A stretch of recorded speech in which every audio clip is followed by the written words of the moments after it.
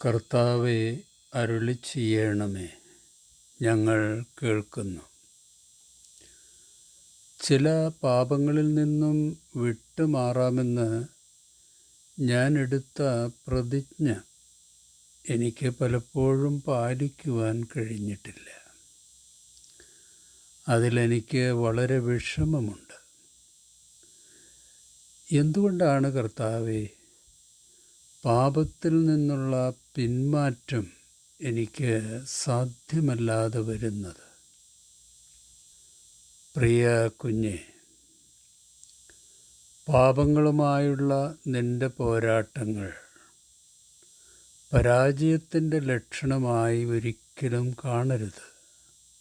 അത് അതിജീവനമാണ്.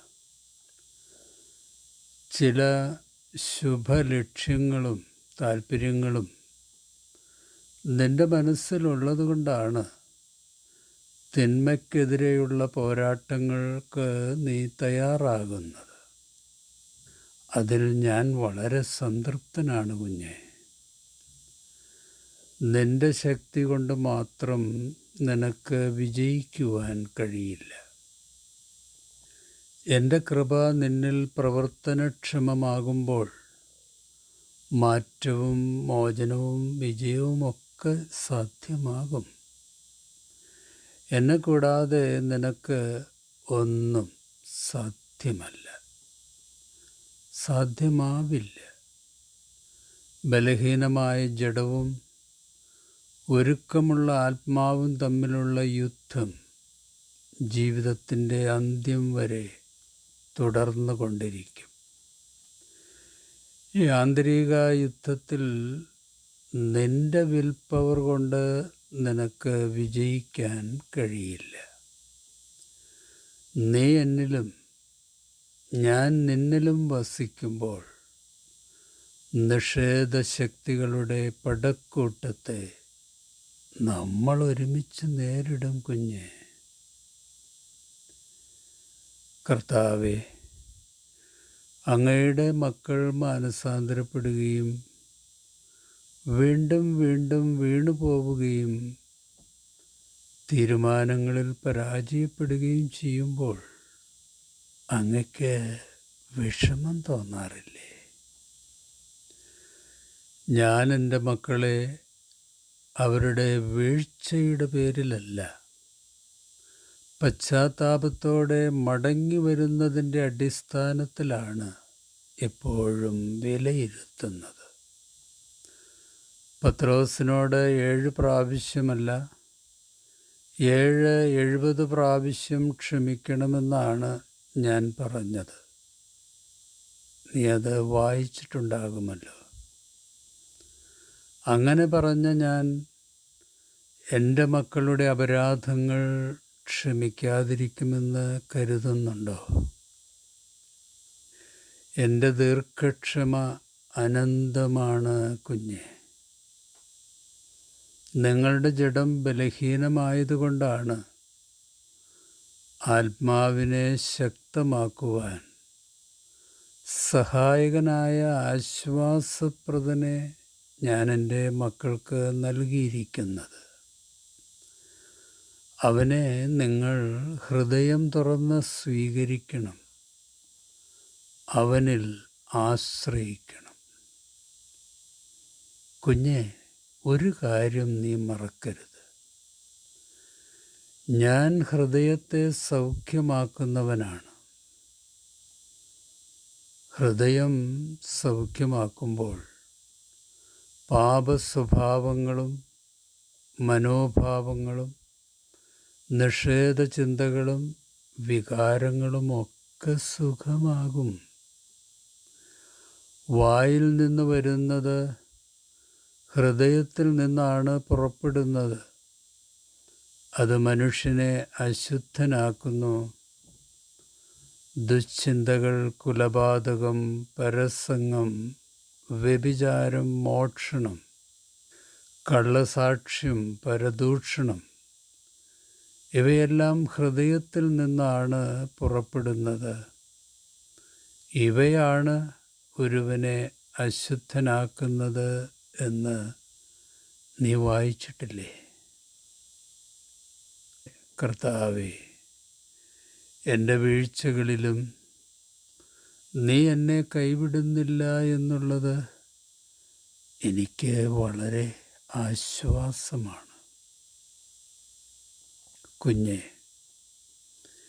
എല്ലാവരും എന്നിൽ ഇടറിപ്പോകുമെന്ന് അറിഞ്ഞുകൊണ്ട് തന്നെയാണ് ഞാൻ ക്രൂശിലെ ബലിക്കായി ഒരുങ്ങിയത്.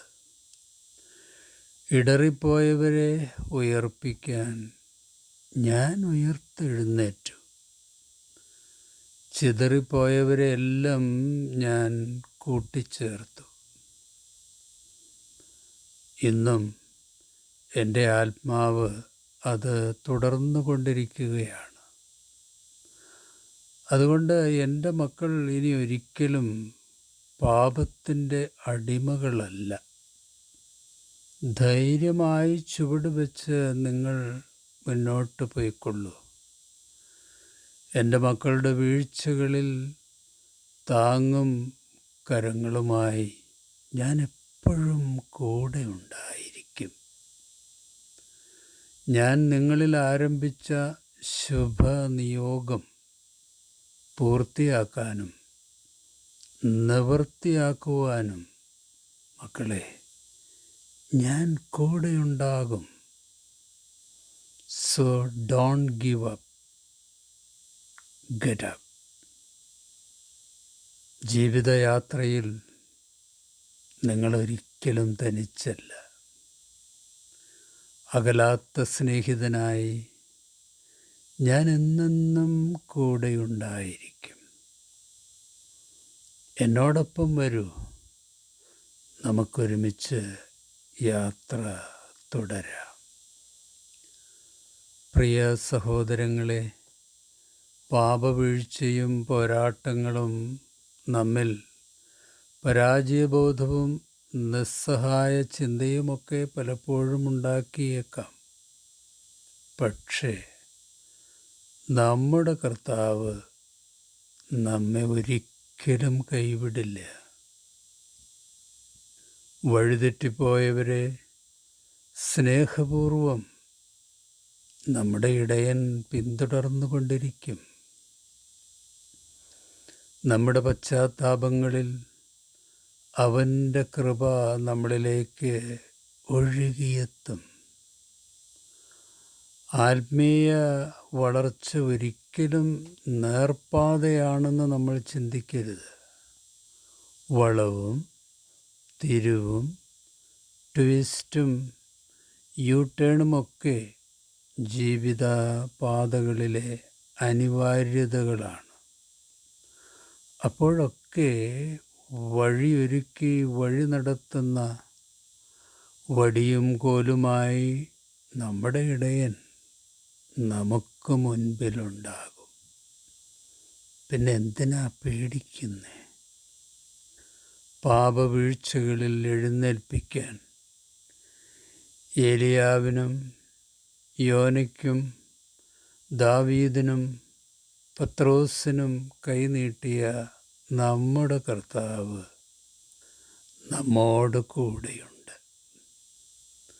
ഭീരുത്വത്തിൻ്റെ ആത്മാവിനെയല്ല, ധൈര്യത്തിൻ്റെയും സുബോധത്തിൻ്റെയും ആത്മാവിനെയാണ് ദൈവം, പ്രിയ സഹോദരങ്ങളെ, നമുക്ക് നൽകിയിരിക്കുന്നത്.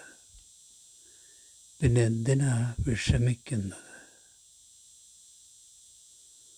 ശുഭാശംസകളോടെ എ പി ജോർജ് അച്ഛൻ.